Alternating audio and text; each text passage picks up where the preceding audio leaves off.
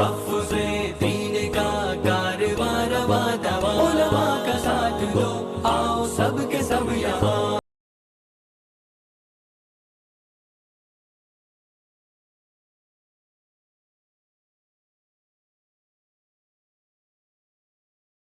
بسم اللہ الرحمن الرحیم، نحمدہ ونصلی علی رسولہ الکریم، اما بعد۔ اصلاً اس وقت جو ہم لوگوں کی نشست ہے یہ کوئی جلسہ نہیں ہے، بلکہ یہ آپس کی مشاورت کے لیے اور اصلاح معاشرہ کے کاموں کو سمجھنے کے لیے اورنگ آباد کے مختلف تعلقے کے حضرات کو مدعو کیا گیا ہے، تاکہ اصلاح معاشرہ کے کام کی اہمیت کو ہم لوگ سمجھیں بھی، اور اپنے اپنے علاقوں میں All India Muslim personal law board کی ہدایت کے مطابق اصلاح معاشرہ کے کاموں کو مضبوط کریں، مستحکم کریں۔ بحمد اللہ یہاں ابھی کئی علماء کرام کی اچھی گفتگو ہوئی۔ مجھے افسوس ہے کہ میں اپنی علالت کی وجہ سے ان حضرات کی گفتگو سننے سے محروم رہا، لیکن آپ حضرات نے استفادہ کیا۔ اللہ تعالیٰ ان حضرات علماء کرام کو جزائے خیر نصیب فرمائے۔ اصلاح معاشرہ کے سلسلے میں جو گفتگو ان حضرات نے فرمائی ہے انشاءاللہ وہ کافی ہوگی۔ البتہ تین بنیادی باتیں میں عرض کرتا ہوں، اس کے بعد اصلاح معاشرہ کمیٹی کے کام کرنے کے طریقے پر کچھ روشنی ڈالی جائے گی، پھر آپ حضرات اگر کوئی مشورہ دینا چاہیں تو ارشاد فرمائیں۔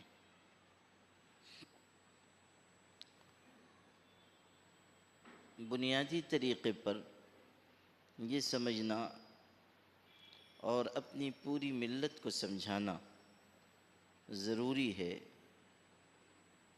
کہ جس معاشرے میں سب کچھ چلتا ہے وہ معاشرہ کبھی نہیں چلتا۔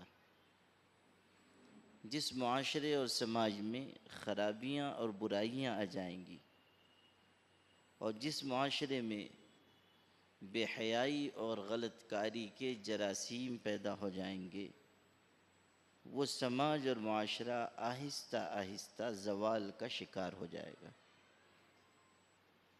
جو قومیں اس دنیا میں عروج تک پہنچیں اور اس کے بعد زوال کا شکار ہوئیں، اگر آپ ان کی تاریخ پر نظر ڈالیں گے تو آپ کو پتہ چلے گا کہ عروج کے بعد زوال کا واحد سبب ان قوموں کے اندر پایا جانے والا بگاڑ تھا۔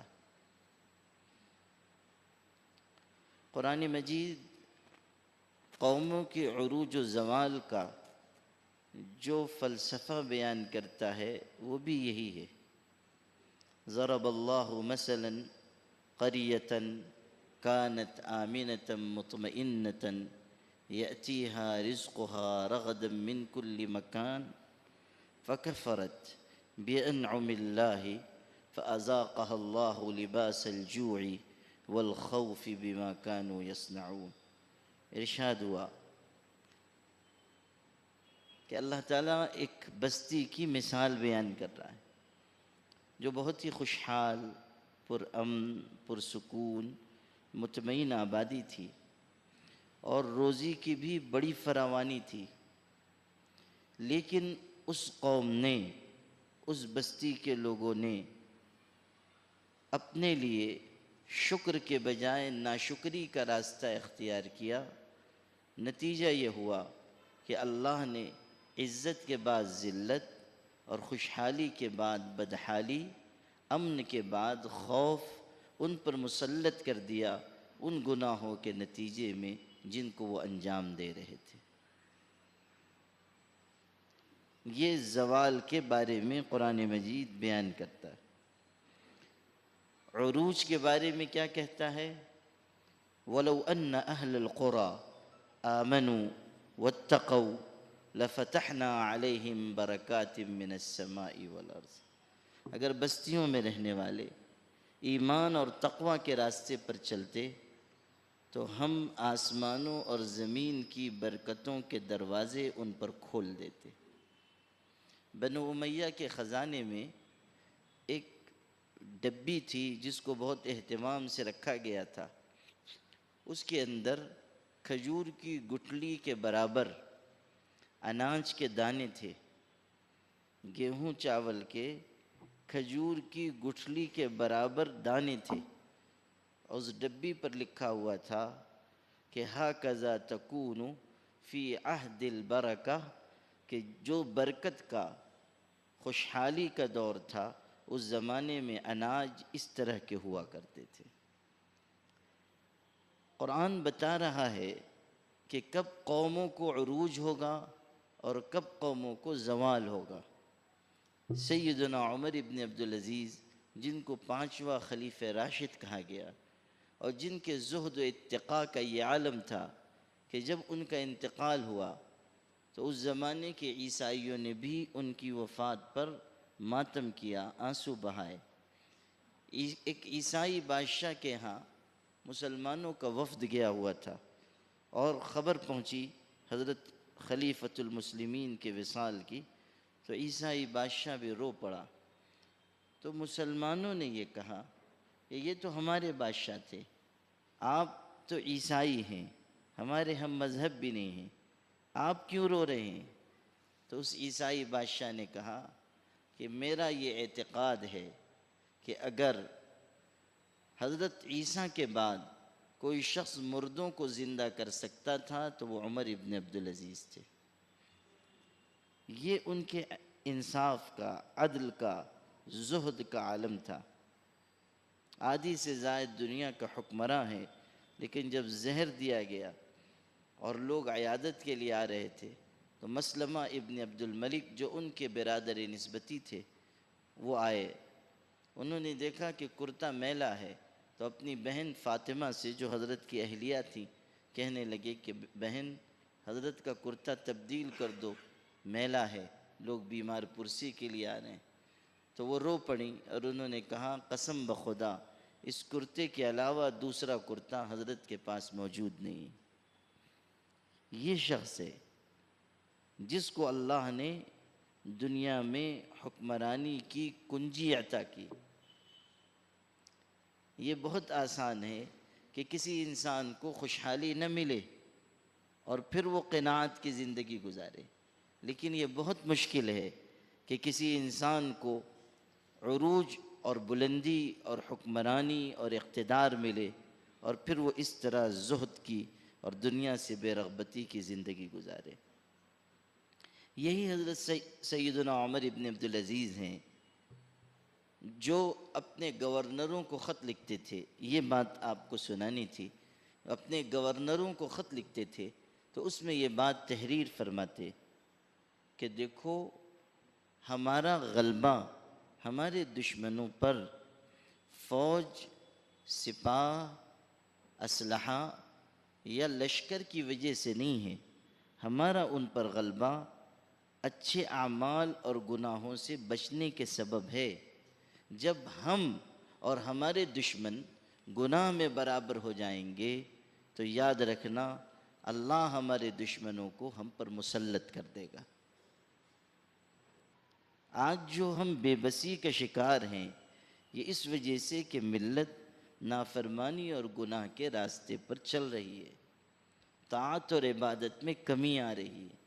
کہیں عبادت ہے تو معاملات کی صفائی نہیں، کہیں معاملات صاف ہیں تو معاشرت اچھی نہیں، کہیں معاشرت ٹھیک ہے تو اخلاق بہتر نہیں، کسی نہ کسی حصے میں خامی ہے، کمزوری ہے، بے حیائی دن بدن بڑھ رہی ہے۔ ابھی میں سورت گیا ہوا تھا، 3-4 دن پہلے ہی میں 8-10 دن کے سفر سے واپس ہوا ہوں۔ گجرات کے مختلف علاقوں کا دورہ تھا، وہاں سورت کے لوگوں نے باضابطہ ہمارے مولانا فضل الرحیم صاحب مجددی کو موبائل لا کر پروفائل بتائے مسلمان عورتوں کے، لڑکیوں کے، کہ جو دعوت دے رہی ہیں کہ جس کسی کو بدکاری کرنا ہو وہ ہم سے رابطہ قائم کرے۔ مسلمان عورتیں، ان کی شناخت مسلمانوں کی ہے، ان کی پہچان اسلام کے نام سے ہے، لیکن علی الاعلان وہ گناہ اور بدکاری کی دعوت دے رہی ہیں۔ یہ صورتحال ہمارے سماج اور معاشرے میں صرف بے حیائی نہیں، اب تو بے حیائی سے آگے بڑھ کر ارتداد کے دروازے کھل گئے۔ کتنی بچیاں مرتد ہو رہی ہیں، ہو چکی ہیں، ہو رہی ہیں، کتنوں کے ایمان خطرے میں ہیں۔ ہمارے پاس ان کو بچانے کا کیا انتظام ہے؟ ہم ان کے لیے ایمان کے دائرے میں باقی رہنے کی کیا کوششیں کر رہے ہیں؟ ہزاروں مسلمان بچیاں وہ مرتد ہو چکی، سمجھایا جاتا ہے گھر والوں کو تو بہت سے گھروں سے بھی ایسا جواب ملتا ہے کہ جس سے اندازہ ہوتا ہے کہ ہمارا سماج بہت ہی بری طرح اخلاقی بحران کا شکار ہو گیا۔ پونا میں ہمارے بعض ساتھی جو اصلاح معاشرہ کا کام کر رہے ہیں وہ ایسے گھروں تک پہنچے کہ جن کے ہاں کی بچیوں نے غیر مسلموں سے شادی کی درخواست دے رکھی سمجھانے کے لیے، تو ایک جگہ سے جواب ملا کہ ہم تو فری مائنڈڈ لوگ ہیں، ہمیں اس کی پرواہ نہیں کہ ہماری بچی کس کے ساتھ شادی کرنا چاہتی ہے۔ ایک گھر سے جواب ملا اور ماں سے ملاقات ہوئی تو ماں نے کہا کہ اس میں کون سی غلط بات ہے، میں نے تو خود ایک دلت سے شادی کی ہے۔ اوپر سے معاملہ خراب ہے۔ آپ اندازہ کیجئے کہ یہ ہمارے سماج میں ہو رہا ہے۔ ہم مطمئن نہ رہیں کہ ہمارے آس پاس سب ٹھیک ہے، یا ہماری مسجدوں میں لوگ نماز پڑھ رہے ہیں تو ہم سمجھیں کہ الحمدللہ مسلمان نمازی ہیں، مسلمان اچھی زندگی گزار رہے ہیں۔ ایک علاقے میں میرا جانا ہوا، میں نام نہیں لینا چاہتا، لوگوں نے وہاں بتایا کہ ہمارے ہاں جو مسلمان لڑکیاں دوسروں سے تعلق رکھ رہی ہیں ان کے ماں باپ ان کو ترغیب دے رہے ہیں کہ تم انہی کے ساتھ چلی جاؤ، اس لیے کہ ان کی شادی کا انتظام ان کے پاس نہیں ہے، تو یہ چاہتے ہیں کہ یہ ان کے ساتھ بھاگ کر چلی جائے تاکہ ہم کو انتظام نہ کرنا پڑے۔ ترغیب دے رہے ہیں، ماں باپ کہہ رہے ہیں۔ یہ بھی بہت سنگین بات ہے کہ جو اسباب ہیں اس پر بھی ہم کو نظر رکھ کرنی ہوگی۔ صرف یہ معاملہ نہیں ہے کہ بے حیائی کے راستے سے ارتداد آ رہا ہے، غربت کے راستے سے بھی آ رہا ہے، افلاس کے راستے سے بھی آ رہا ہے، رسم و رواج کی زیادتی کی وجہ سے بھی آ رہا ہے، جہیز کے لین دین کی وجہ سے بھی آ رہا ہے۔ ہمارے سماج میں جو مزاج بن رہا ہے اس مزاجی ساخت کی وجہ سے بھی یہ تکلیف پیدا ہو رہی ہے۔ پونا میں گیا ہوا تھا، وہاں اسی ارتداد کے موضوع پر جلسہ ہوا، بہت سارے لوگ آئے ہوئے تھے۔ اس کے بعد پونا کالج کے ایک پروفیسر مجھ سے ملنے کے لیے آئے، مسلمان۔ وہ کہنے لگے کہ آپ نے بہت اچھا کیا، اس موضوع پر گفتگو ہوئی، آپ کو میں ایک واقعہ سنانا چاہتا ہوں۔ میں نے کہا سنائیے۔ انہوں نے کہا کہ ہمارے ہاں ایک بچی پڑھتی تھی، میری شاگرد ہے، اور بہت پڑھنے میں بہت اچھی، بہت ہوشیار اور بہت صاف ستھری کردار کی، بہت اچھی سمجھدار بچی، اور تعلیمی ریکارڈ اس کا بڑا اچھا۔ لیکن جب وہ یہاں سے پڑھ کر گئی تو چند مہینوں کے بعد مجھ کو خبر ملی کہ اس نے کسی غیر مسلم سے شادی کر لی ہے۔ تو مجھ کو بہت تکلیف ہوئی کہ وہ تو بہت ہی صاف ستھری بچی تھی، اچھے ذہن کی تھی، پڑھائی میں بہت آگے تھی۔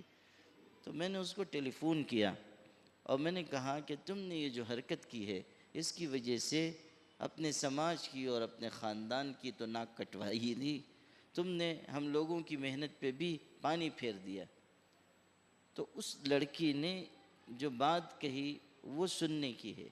اس نے پروفیسر سے یہ کہا کہ پروفیسر صاحب آپ جانتے ہیں کہ میں پڑھنے میں آگے تھی، میرا کردار اچھا تھا، آپ خود گواہی دے رہے ہیں کہ میں نے صاف ستھری زندگی گزاری ہے، لیکن چونکہ میری شکل و صورت واجبی ہے، بہت خوبصورتی نہیں ہے اور یہ میرے اختیار کی چیز نہیں ہے، تو مجھ کو دیکھنے کے لیے 17 یا 22 گھرانے، یہ میں بول رہا ہوں، 17 کہا یا 22 کہا، تو 17 یا 22 گھرانوں سے لوگ دیکھنے کے لیے آئے، چائے پی، ناشتہ کیا، کھایا پیا اور چلے گئے اور مجھ کو مسترد کر دیا، ریجیکٹ کر دیا، صرف اس لیے کہ شکل و صورت واجبی ہے۔ اب جو اس نے جملہ کہا وہ آپ کو سنانا چاہتا تھا۔ اس نے یہ کہا کہ پروفیسر صاحب آپ خود بتائیے کہ جب میرا سماج مجھ کو قبول نہیں کرنا چاہتا تو میں دوسرے سماج میں پناہ نہیں لوں گی تو اور کیا کروں گی؟ جب میرا سماج مجھ کو قبول نہیں کرنا چاہتا ہے تو مجھ کو پھر دوسرے سماج میں پناہ لینی پڑے گی، اور وہی اس نے کیا۔ ہمارے سماج میں کہاں کہاں کمیاں رہ رہی ہیں، کہاں کمزوریاں ہو رہی ہیں، ہمیں سمجھنا ہوگا۔ ہمیں اپنے جوانوں کی ذہن سازی کرنی ہوگی، سیرت و کردار کی بنیاد پر نکاح کا مزاج بنانا ہوگا۔ یہ کسی طرح مناسب نہیں ہے کہ صرف شکل و صورت کو معیار بنا کر شادیاں ہوں اور وہ بچیاں گھر میں بیٹھی رہ جائیں جو شکل و صورت کے اعتبار سے زیادہ بہتر نہیں ہیں۔ ان کی سیرت اچھی، ان کا کردار اچھا، ان کے اخلاق اچھے، ان کا رہن سہن بہتر، ان کی معاشرت عمدہ، ان کے اندر ہنر بہترین، ان کی تعلیم بہترین، لیکن صرف اس لیے کہ شکل و صورت واجبی ہے کوئی ان کو قبول کرنے کے لیے تیار نہیں ہے۔ جب یہ صورتحال ہمارے سماج میں ہوگی تو پھر بہت سی غلط کاریوں کے دروازے کھلیں گے، رسم و رواج کی وجہ سے بہت سے گناہوں کے دروازے کھلیں گے۔ فربنی میں گیا ہوا تھا، وہاں 2 مسلمان بچیاں ایک لاج میں 2 غیر مسلموں کے ساتھ بدکاری کرتی ہوئی پکڑی گئی، غیر شادی شدہ لڑکیاں۔ تحقیق کی گئی تو یہ پتہ چلا کہ ان کی ایک چچا زاد بہن ہے جو ان سے عمر میں کچھ بڑی ہے، اس کی نسبت کہیں طے ہوئی تھی، شادی کہیں طے ہوئی تھی، اور باپ فالج زدہ تھا، بیمار بستر پر۔ جہاں نسبت طے ہوئی تھی، سسرال والوں نے یہ کہا کہ جب تک مہاراجہ پلنگ جہیز میں نہیں ملے گا ہم اس کو بیاہ کرنے لے جائیں گے۔ اب باپ انتظام نہیں کر سکتا، لوگوں کے آگے ہاتھ پھیلایا گیا، کوئی مدد کے لیے تیار نہیں ہوا۔ نتیجہ یہ نکلا کہ ان دونوں بہنوں نے یہ طے کیا کہ ہم جسم بیچیں، پیسے جمع کریں اور اپنی بہن کو مہاراجہ پلنگ جہیز میں دے کر رخصت کریں۔ جب اس کی شادی ہوگی تب ہم دونوں کی شادی کی گنجائش پیدا ہوگی، تب ہمارے لیے شادی کا امکان پیدا ہوگا۔ آپ غور کیجئے کہ یہ ہمارے آس پاس ہو رہا ہے۔ شادی بیاہ کی تقریبات میں کتنی فضول خرچی ہو رہی، کتنی فضول خرچی ہو رہی۔ ابھی مولانا مفتی محمود باڈولی صاحب جو ہماری اصلاح معاشرہ کمیٹی گجرات کے کنوینر ہیں، انہوں نے مجھ کو بتایا کہ مجھ کو ابھی قریب میں کسی مالدار شخص کے ہاں سے دعوت نامہ آیا، شادی کا کارڈ آیا۔ کہنے لگے میں تو پہلے سمجھا کہ کوئی تحفہ ہے، اتنا موٹا تازہ صحت مند، اس کے بعد جب میں نے کھولا تو اندر سے شادی کا کارڈ نکلا۔ میں نے تحقیق کی تو پتہ چلا کہ 1800 روپے میں شادی کا ایک کارڈ چھپا ہے، 1800 روپے میں شادی کا ایک کارڈ چھپا ہے۔ آپ غور کیجئے کہ جس ملت کی غربت کے افسانے ہیں، جس کے غربت ملک کے مختلف حصوں میں اس طور پر ہے کہ بہت سے مسلمانوں کو ایک وقت کا کھانا ملتا ہے تو دوسرے وقت نہیں ملتا۔ اس امت کی غربت کا عالم یہ ہے کہ کلکتہ کی سڑکوں پر آپ جائیں گے جہاں سی کلاس کی مرسیڈیز کاریں چل رہی ہیں، 7-7 8-8 کروڑ کی کاروں میں جہاں لوگ سفر کر رہے ہیں، اسی سڑک پر ہمارا کوئی مسلمان بھائی رکشے کا ہتھا اپنی کندھے پر رکھ کر بغیر کسی گھوڑے یا سائیکل کے توسط کے صرف اپنے کندھے پر رکھ کر پیدل چلتا ہے، اپنے جیسے دوسرے شخص کو بٹھا کر، تاکہ شام تک 60-70 روپے وہ کما سکے، اپنے بچوں کو، بھوکے بچوں کو کھلا سکے۔ آج بھی یہ حال ہے، وہاں اکثر و بیشتر رکشہ چلانے والے مسلمان ہیں۔ کیسی غربت ہے اس ملت میں۔ ابھی چند دن پہلے پڑوس کے ملک کا، آپ لوگوں نے بھی سوشل میڈیا پہ دیکھا ہوگا، پڑوس کے ملک میں ایک گنجان مسلم آبادی والے علاقے میں، بھرے پورے محلے میں ایک غریب مفلس شخص نے فاقے سے مجبور ہو کر اپنے 4.5 سال کے بچے کو اپنے گھر کی دیوار میں ایک کھیلا ٹھوک کر رسی لٹکا کر اس بچے کو پھانسی دے دی، اور اس کی تصویریں سوشل میڈیا پہ آئی ہیں۔ معصوم شکل و صورت ہے، باپ کے ہاتھ مر کے دنیا سے گیا ہے، صرف فاقے کی وجہ سے مجبور ہو کر باپ نے اپنے بیٹے کو سولی دے دی۔ میں نے جب تصویر دیکھی تو بے اختیار مجھ کو یہ خیال ہوا کہ اتنی بڑی ملت ہے، اتنے سرمایہ دار لوگ ہیں، اتنے سارے پیسے فضول خرچ ہو رہے ہیں، قیامت کے دن وہ ننھی جان اگر فریاد کرے کہ اس ملت کے پاس اتنا کچھ ہونے کے باوجود مجھے اپنے ہی باپ کے ہاتھوں ایسی دردناک موت نصیب ہوئی، جس کا قصوروار اور مجرم کون ہے، اور ہمارے خلاف فریاد کی گئی، تو ہم اللہ کی بارگاہ میں کیا جواب دے سکیں گے؟ ہم اللہ کے ہاں کیا کہہ سکیں گے؟ ہم اللہ تعالیٰ کی بارگاہ میں کیا عذر پیش کر سکیں گے؟ خدمت کا کوئی اجتماعی نظام ہم نہیں بنا پا رہے ہیں، بھوکوں کو کھلانے کا کوئی نظام نہیں بنا پا رہے ہیں، بن بیاہی بچیوں کے نکاح اور شادی کا کوئی نظام نہیں بنا پا رہے ہیں، جہیز کی لعنت کو ہم ختم نہیں کر پا رہے ہیں۔ ایک طرف اتنی غربت ہے اور دوسری طرف مختلف شوق پر، ارمانوں پر، تمناؤں پر، چاہتوں پر خرچ کیا جا رہا ہے، لاکھوں لاکھ روپے فضول برباد کیے جا رہے ہیں۔ ہمارے حضرت رحمۃ اللہ علیہ نے مجھ کو سنایا تھا، اور اپنی کسی تقریر میں بھی فرمایا تھا کہ میرٹھ میں کئی سال پہلے میرٹھ میں کسی صاحب نے، جو داڑھی والے مسلمان تھے، انہوں نے اپنی بیٹی کی منگنی کی تقریب پر 5 کروڑ روپے خرچ کیے۔ آپ غور کیجئے، صرف منگنی کی تقریب پر۔ یہ اسراف اور فضول خرچی ہمارے سماج میں، ہمارے معاشرے میں ہو رہی ہے۔ اسی لیے All India Muslim personal law Board نے یہ تحریک بھی چلائی ہے کہ نکاح کو سادہ اور آسان کیا جائے، سادگی کے ساتھ کیا جائے، کم خرچ والے نکاح ہوں۔ اور اللہ کا کرم ہے، میں اللہ کا جتنا شکر ادا کروں کم ہے، کہ پچھلے 7-8 مہینے کی مدت میں اللہ تعالیٰ کے کرم سے، اس مہم کی برکت سے سینکڑوں نکاح سادگی کے ساتھ، کم خرچ کے ساتھ ہو چکے ہیں۔ مختلف علاقوں سے خبریں مل رہی ہیں، اچھے خاصے مالدار لوگوں کے ہاں بھی سادگی سے نکاح کی تقریب ہو رہی ہے، جس سے یہ حوصلہ ملتا ہے کہ اگر ہم اخلاص کے ساتھ، سلیقے کے ساتھ محنت کریں گے تو اللہ تعالیٰ اس کے نتائج ضرور ظاہر فرمائے گا۔ خبریں مل رہی ہیں اور حوصلہ افزا کارگزاریاں سامنے آ رہی ہیں۔ کتنے مسلمان ہیں جو اخراجات کم کر کے وہی پیسے بن بیاہی بچیوں کے شادی کی تقریب کے لیے لگا رہے ہیں۔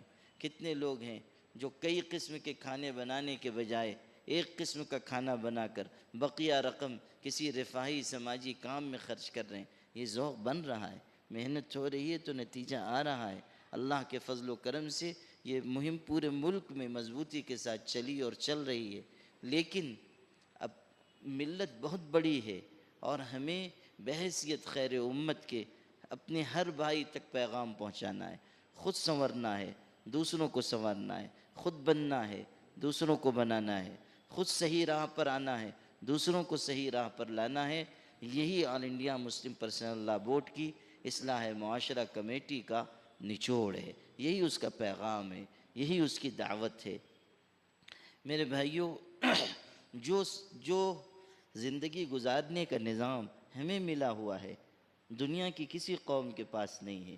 ہمارے پاس سماج کو پاکیزہ منظم کرنے کا جو طور طریقہ ہے، دنیا کی کسی قوم کے پاس نہیں ہے۔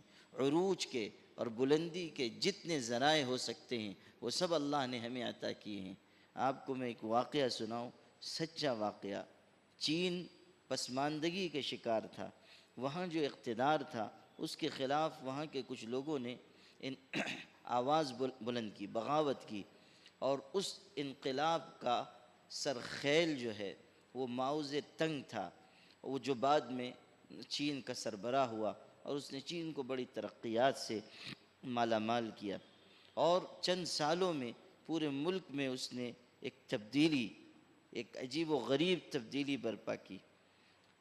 پڑوس کے ملک کا صوبہ سندھ کا چیف منسٹر، اعلیٰ آفیسران اور اپنے یہاں کے بہت سارے سرکاری کارندوں کو لے کر چین کے دورے کے لیے گیا تھا، تاکہ دیکھا جائے کہ ترقی کیسے ہوئی، کیوں کر ہوئی، اتنی تیزی سے ایک ملک کو کیسے آگے بڑھایا گیا، گئے ترقیات دیکھی، پھر ماؤ زیدنگ سے ملاقات ہوئی۔ اب سنیے گا جو آپ کو سنانا تھا۔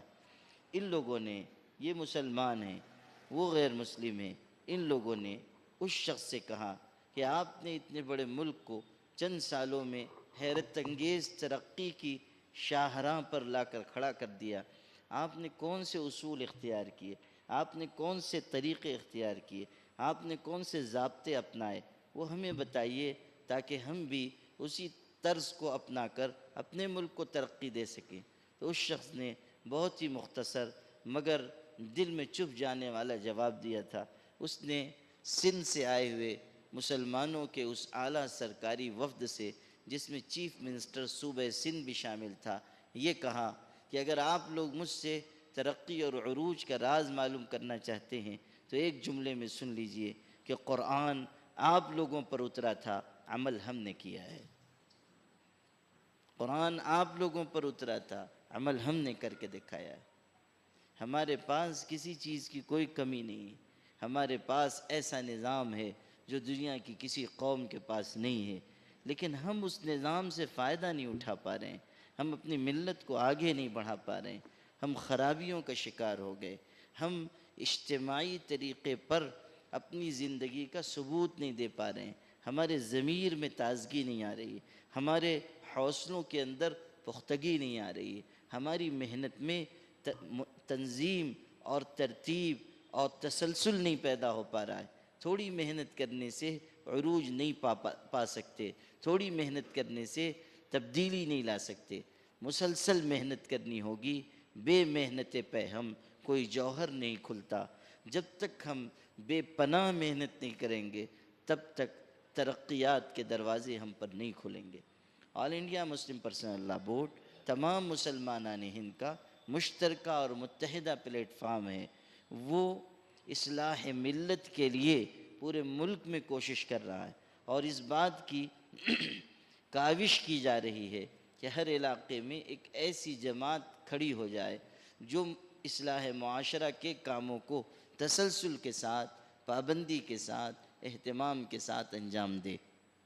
الحمدللہ اورنگ آباد میں بھی اس کے لیے کمیٹی تشکیل دی گئی، لیکن تعلقے کی کمیٹیاں ابھی نہیں بن سکیں۔ آپ تعلقے کے لوگوں کو اسی لیے یہاں بلایا گیا تاکہ اصلاح معاشرہ کا پیغام بھی آپ کو سنایا جائے اور یہ بتایا جائے کہ اپنے اپنے علاقے میں آپ مسلم پرسنل لاء بورڈ کی ہدایت کے مطابق اس اہم کام کو جلد از جلد شروع کر دیجیے۔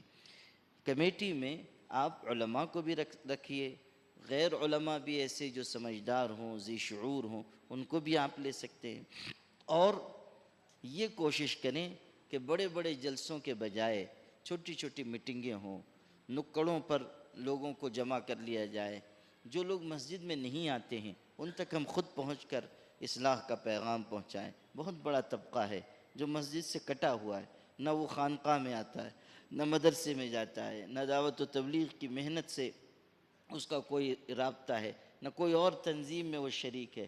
بہت بڑا طبقہ ایسا ہے جس تک ہم بات نہیں پہنچا پا رہے ہیں۔ یہ انتظار مت کیجئے کہ لوگ آپ تک آئیں گے، کوشش کیجئے کہ آپ لوگوں تک پہنچیں۔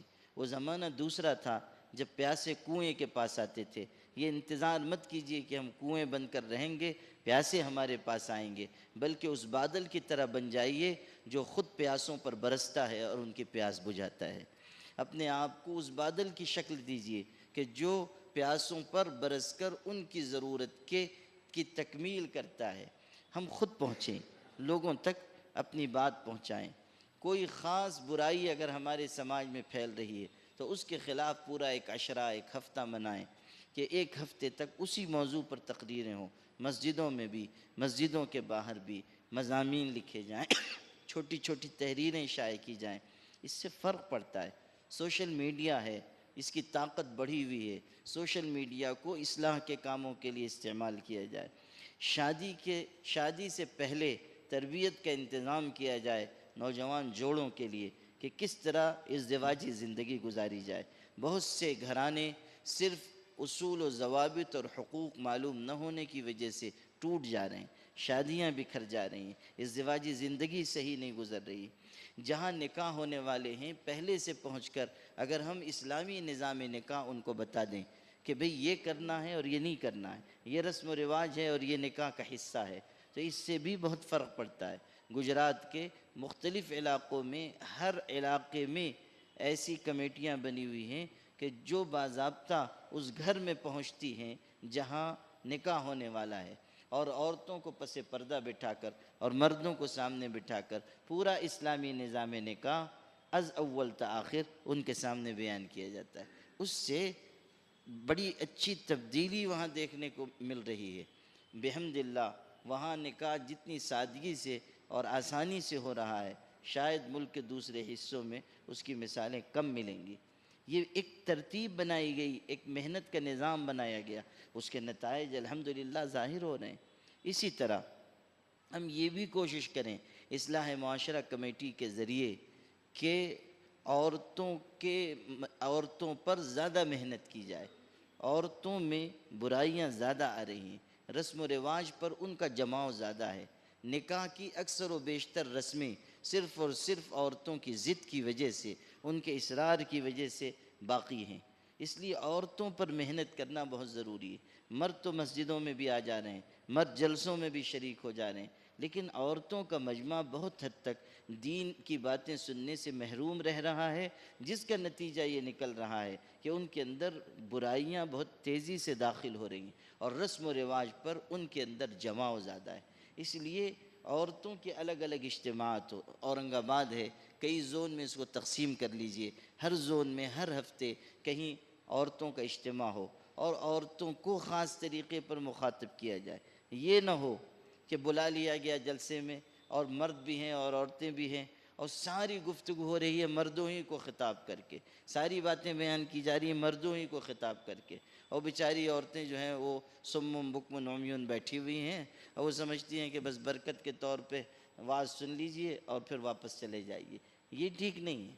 ان کو، خواتین کو خاص طریقے پر مخاطب کر کے ان کے جو مسائل ہیں وہ بتائے جائیں، ان کی جو کمیاں ہیں وہ بتائی جائیں، ان کی جو کمزوریاں ہیں وہ بتائی جائیں، ازدواجی زندگی کیسے گزاری جائے بتایا جائے، اولاد کی تربیت کیسے کی جائے بتایا جائے۔ اسی طرح مکاتب کے نظام کو مستحکم کرنا ہوگا۔ اب جو یلغار ہم پر ہو رہی ہے اس کی وجہ سے صرف برائیاں نہیں پھیلیں گی، اس کی وجہ سے مسلمانوں کی صفوں میں کفر و شرک پھیلے گا اور ارتداد پھیلے گا، ذہنی ارتداد، فکری ارتداد، عملی ارتداد۔ اس کا مقابلہ اگر ہم کر سکتے ہیں تو مکاتب کے نظام کو منظم اور مستحکم بنا کر سکتے ہیں۔ یقین مانیے جو نئی تعلیمی پالیسی آئی ہے اس کے اندر اتنے مضر حصے ہیں کہ جب وہ قومی تعلیمی پالیسی نافذ ہو جائے گی تو اپنے بچوں کو عقیدہ صحیحہ پر قائم رکھنا، توحید پر قائم رکھنا بہت مشکل ہو جائے گا۔ آپ یہ نہیں کہہ سکتے مسلمانوں سے کہ اسکولوں میں مت بھیجیے، وہ اسکولوں میں بھیجیں گے اور وہاں ان کو وہ نصاب و نظام کا، اس نظام و نصاب کا سامنا کرنا ہوگا جس کے اندر شرک و کفر کی چیزیں موجود ہوں گی۔ اس سے ہم کس طرح بچا پائیں گے اپنے بچوں کو؟ اس کا نظام ہوگا مکاتب کے ذریعے۔ مکاتب میں صرف قاعدہ نہ پڑھایا جائے، صرف ناظرہ نہ پڑھایا جائے، بلکہ توحید اور رسالت کی عظمت کا نقش ہر بچے اور بچی کے دل پر ثبت کیا جائے، یہ ضروری ہے۔ ہر بچے اور بچی کو ہم بچپن ہی میں مکتب کے ذریعے دین و ایمان پر پختہ کریں، مکاتب میں مضبوط نظام ہو، مضبوط نصاب ہو اور ایک مسلسل محنت کا لاہ عمل بنایا جائے۔ اس سے بھی انشاءاللہ بہت مدد ملے گی۔ All India Muslim personal law Board کے جو کرنے کے کام ہیں اصلاح کے، اس پر مشتمل ایک تحریر بھی میں نے تیار کی ہے، وہ تحریر انشاءاللہ آپ حضرات کو دے دی جائے گی۔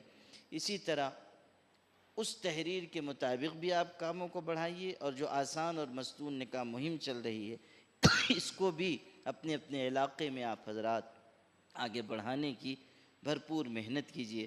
یہ چند باتیں میں نے اپنی ذمہ داری سمجھ کر عرض کر دی ہیں، انشاءاللہ یہ مفید ہوں گی۔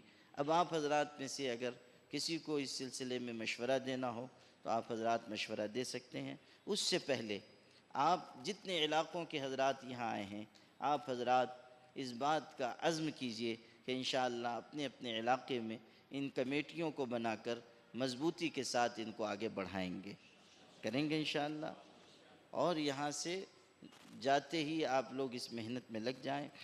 یہاں پر مولانا عبدالشکور صاحب بھی تشریف رکھتے ہیں، مولانا محفوظ الرحمن صاحب ہیں، مولانا صدر الحسن صاحب تشریف رکھتے ہیں، اور ہمارے شیخ شفیق صاحب ہیں۔ یہ حضرات اصلاح معاشرہ کمیٹی کے ذمہ دار ہیں، ان سے رابطہ کر کے آپ کاموں کو آگے بڑھائیے۔ مولانا نصر اللہ خان رحمانی صاحب کو میں نے ذمہ داری دی ہے کہ اس پورے علاقے میں اصلاح معاشرہ کے کاموں کو منظم کریں، آپ ان سے بھی رابطہ کر سکتے ہیں۔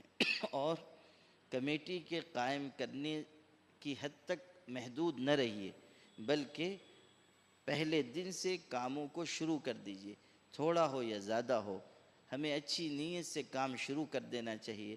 اللہ کی مدد عمل کے ساتھ ہے، اچھی نیت اور ارادے کے ساتھ ہے۔ تو اس لیے آپ سب حضرات جو تعلقے کے ہیں وہ اس کی کوشش کریں کہ اپنے اپنے علاقے میں آپ حضرات نہ صرف یہ کہ کمیٹی قائم کریں گے، بلکہ اس کو محنت کے ساتھ تسلسل کے ساتھ آگے بڑھائیں گے۔ اللہ پاک آپ سب کو اجر عظیم عطا فرمائے۔ اس ویڈیو کے لیے تعاون کیا ہے پولائٹ ہیلتھ کیئر ممبئی، تکمیلی تیل بینا Malegaon, G S herbal Unani Akola, الخدم ٹورز اینڈ ٹریولز انڈیا، مردانہ آیورویدک جلگاؤں اور روشن یونانی دواخانہ کے تھل۔ مردانہ آیورویدک مایوس شادی شدہ مردوں کے لیے ایک خاص نایاب تحفہ، 100% اثر کرنے والے اور بھی لاجواب اور اثردار نسخے گھر بیٹھے حاصل کریں۔ ابھی کال کریں۔ مردانہ آیورویدک جلگاؤں، مہاراشٹر، انڈیا۔